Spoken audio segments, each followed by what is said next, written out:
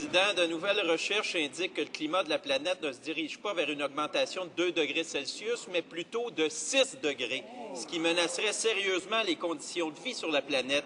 Il est évident qu'un sérieux coup de barre doit être donné pour réduire significativement les émissions de gaz à effet de serre avant que la situation nous échappe totalement.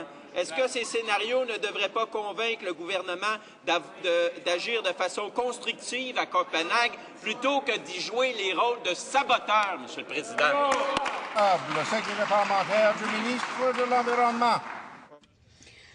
Monsieur le Président, le député a tout à fait tort. Notre gouvernement dit très clairement que le Canada veut un traité international contraignant avec tous les grands émetteurs. 182 pays seront à la table à Copenhague. Notre gouvernement s'assurera que tout traité tiendra compte des intérêts industriels, géographiques et économiques du Canada. Nous n'allons pas signer un mauvais traité pour le Canada.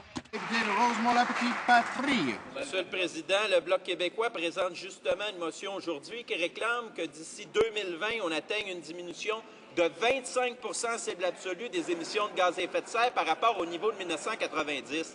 Le gouvernement a une belle occasion de démontrer qu'il comprend l'urgence de combattre le réchauffement du climat. Ma question est simple, Monsieur le Président. Compte-t-il voter en faveur de la motion du Bloc et la mettre en application? Honorable secrétaire parlementaire du ministre de l'Environnement. Monsieur le Président, le ministre vient de revenir de Copenhague. Il était un des 20 invités à Copenhague en préparation à la conférence. Nous sommes constructifs sur la scène internationale. Nous avons les cibles les plus contraignantes au monde. Nous travaillons avec l'administration Obama pour avoir une approche continentale. Ce que nous ne ferons pas, c'est de faire ce que les libéraux ont fait, c'est-à-dire ne rien faire appuyer par le Bloc, parce que le Bloc n'a jamais appuyé une bonne politique environnementale. Nous ne ferons pas comme les libéraux.